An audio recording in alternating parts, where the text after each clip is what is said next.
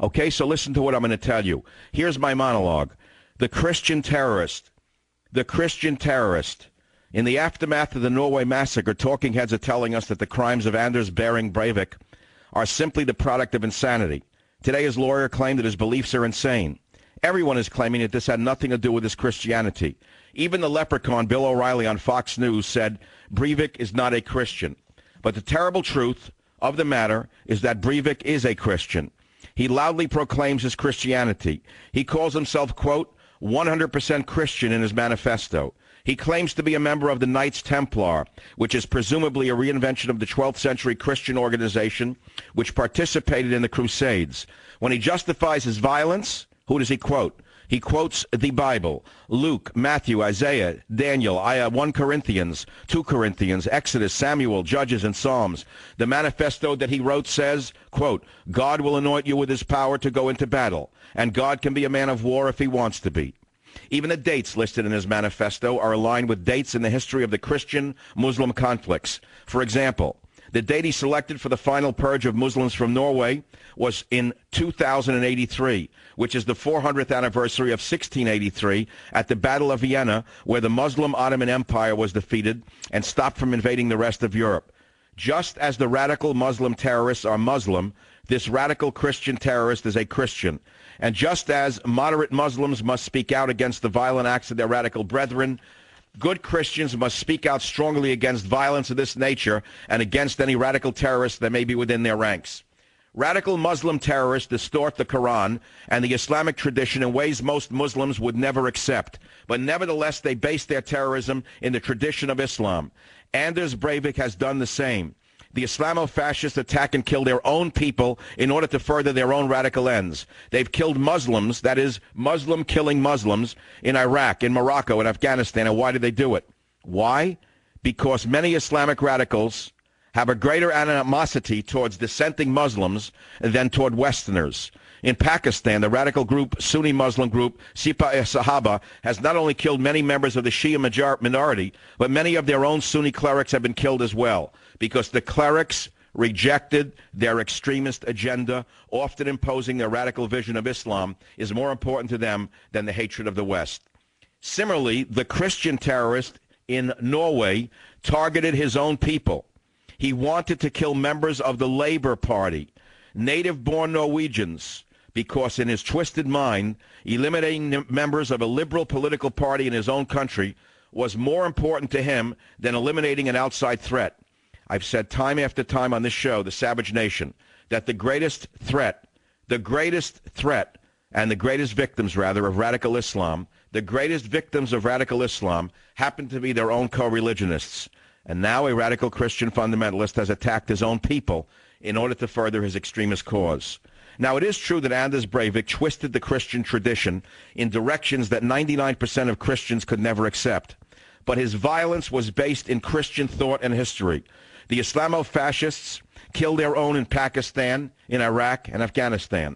The radical Sikh Hindus killed their own when they blew up Air India Flight 182 in 1985 and killed 22 Indians. And now, a radical Christian terrorist in Norway has killed his own as well. We find that the greatest enemy is the enemy within, and those who refuse to acknowledge the connection will never be able to stop this madness within their ranks. Footnote to this monologue on the Savage Nation. Bill O'Reilly was dead wrong yesterday saying that this cold-blooded murderer is not a Christian. I've just proven it. 2, Glenn Beck's lack of historical knowledge is appalling. Glenn Beck said that the youth camp that he visited, the murderer visited, and slaughtered 70-some-odd kids on, was training the equivalent of Hitler Youth. No, Glenn, you got it 180 degrees wrong. It was modeled on the Soviet state-run Young Pioneers, where youth were turned into Communist Party activists. Does anybody listening to this show agree with a word I've said? I doubt it. You see, here's the problem with being an independent-minded guy as I am, who actually thinks about things very clearly, instead of telling you what you want to hear. Bill O'Reilly told you that he wasn't a Christian because he wanted you to like him. Okay? That's all he did it for. They're just trying to say, okay, well, I'm on your side. All you Christians keep listening to me on Fox News. That's you can do that. It's your prerogative. But let me tell you something. The base of my audience is fundamentalist Christian, incidentally. Probably a good portion of the listeners on my show, I would say a good percentage are Christians, and a good percentage of the Christians are fundamentalists. The largest number of listeners on my show are independent politically independent, neither Democrat or Republican. I don't know what their religion is at all. And I'd say 20% of the listeners are diehard liberals who love me because they understand that I'm extremely well-founded in what I say. They may disagree with me. Sometimes they learn things from me, but they're tired of hearing conservatives who don't know the first thing about history and can't use logic. So they listen to me. And I would say to you that going into the show today, I knew that I'd offend 80% of my listeners, and the liberals would never call to say, good job, Savage, I really like you now. I knew I wouldn't hear that from a liberal, because one thing you can tell about a liberal is they'll never admit when they're wrong. They're like your mother-in-law, okay? They're like your mother-in-law. Has your mother-in-law ever agreed that she was wrong about something? And if you want to go, you don't want to go that far. Has your wife ever? Did you ever catch your wife? Does anyone have a wife who ever said that they were wrong about anything? Has anyone ever met a woman, actually, forget the wife now, let's go down to the girlfriend. Have you ever had a girlfriend who even ever admitted she was wrong? If she wrecked the car while you were driving and she say you did something to her, you were talking to her too loud or you got her crazy and she turned off the highway. Same thing. Mississippi, Aaron, you're on the Savage Nation. Dr. Savage, I must say Yes. that I was first offended by your statement, but then I thought about it, and I completely agree with you. There are many groups out there, Christian groups, that are extremely zealous in the faith, such as the people of Westboro Baptist Church. Oh, there you go. The ones who go to the funerals of fallen soldiers and say God killed them because of gay marriage? Absolutely. You know, Yeah, right. What would you say? They're Christians? I would say they're Christians. I say that they're a little off base because of the teachings of Jesus Christ. Well, I'd say they're a lot off base. But, okay, yes, you're right. They are Christians. But see, this is what I'm trying to say is it doesn't mean you have to be ashamed of your religion because of a lunatic. In fact, I would embrace my religion even more because Christianity is a beautiful religion. Modern Christianity teaches love. It teaches tolerance. It teaches the embracing of kindness. Absolutely. Okay, so I would embrace the religion even more. But am I right in calling the Norwegian murderer a Christian terrorist? I believe so, by his own definition. Does he believe the gospel? If he I don't know. He says he's a Christian. That's all I've got to go on. Yes, we don't know. We don't really know. But did you know that he wrote the following, and I'm going to quote him now. He wrote this, quote, "It is enough that you are a Christian agnostic." Listen to that combo. He wrote this, "It is enough that you are a Christian agnostic or a Christian atheist." An atheist who wants to preserve at least the basics of the European Christian cultural legacy. Christian holidays, Christmas, and Easter, he wrote. That's what he wrote. So he said, it is enough that you are a Christian agnostic or a Christian atheist. I don't know what that means because what this man actually did was copy Al-Qaeda's techniques. In fact, Breivik writes of Al-Qaeda with admiration as if he would love to create a Christian version of their activities. And so if we can say that bin Laden was a Muslim terrorist, why couldn't we say that Breivik is a Christian terrorist? it's quite easy to become a terrorist if you're a Christian, and both. The temptation is always there to the flesh, but that's not what the doctrine teaches. Well, okay, I want to go back to the Muslim terrorists for a moment, because not all Muslims are terrorists. We know that.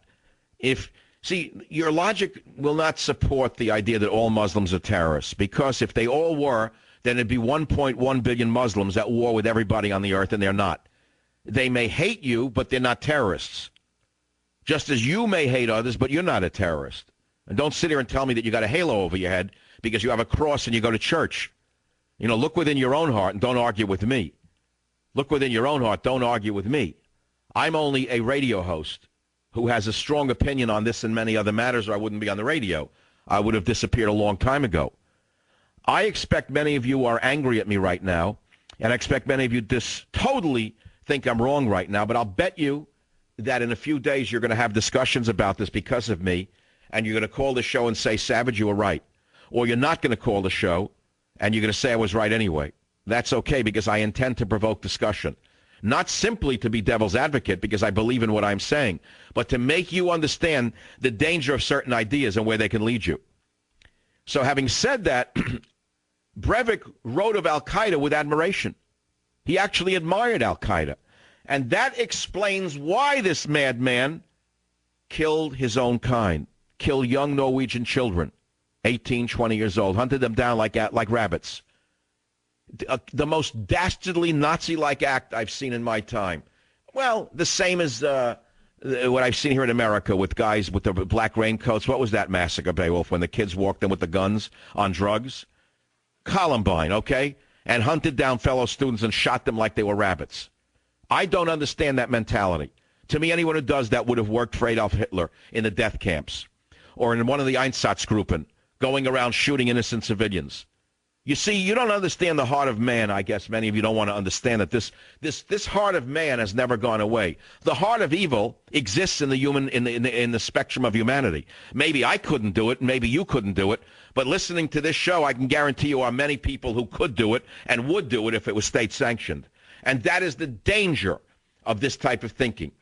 There are many people who, if they were given a uniform and the authority to go out and do it, would round up innocent civilians of a political belief they don't agree with, of a religious orientation they don't believe with, and they would gladly shoot them, if not round them up and put them into a concentration camp and gas them.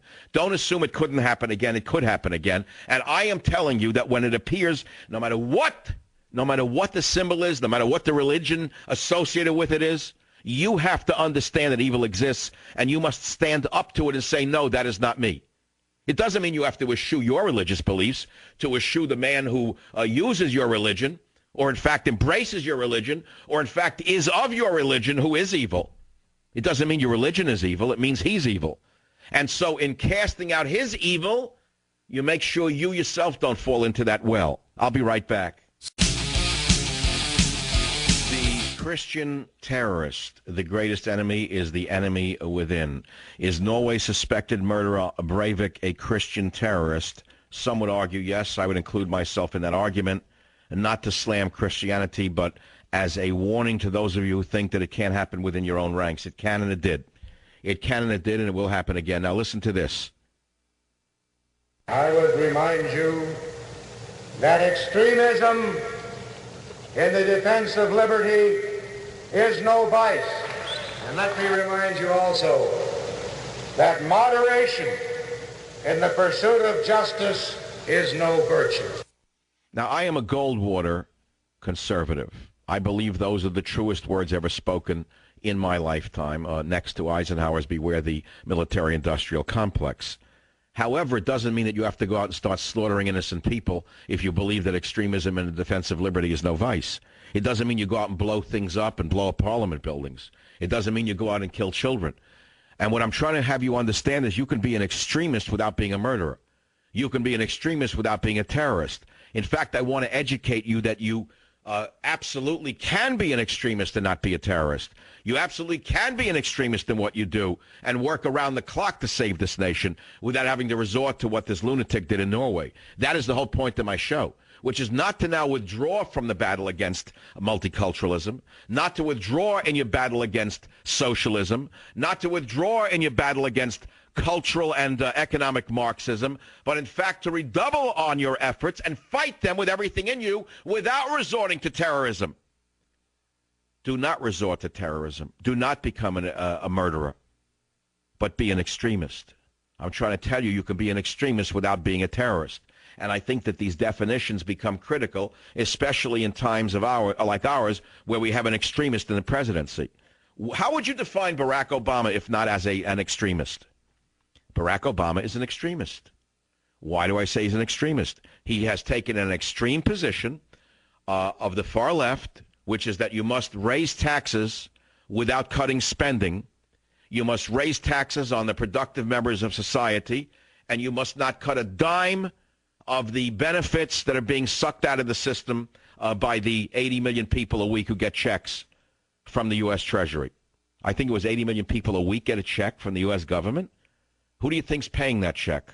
Well, some put money in the system, that's true. But a good percentage of them are not getting that check because they earned it. They're getting it because I'm working. They're getting it because you're working. So any president who says they're going to get every dime, we're not cutting a penny, we're not raising the retirement age, we're not increasing the co-payment, nothing. We're not touching Medicare, Medicaid, and we're going to tax those who are the most productive members of society. I would say that by that definition, Obama is a radical extremist, not just an extremist. And so therefore, you can be an extremist without being a terrorist.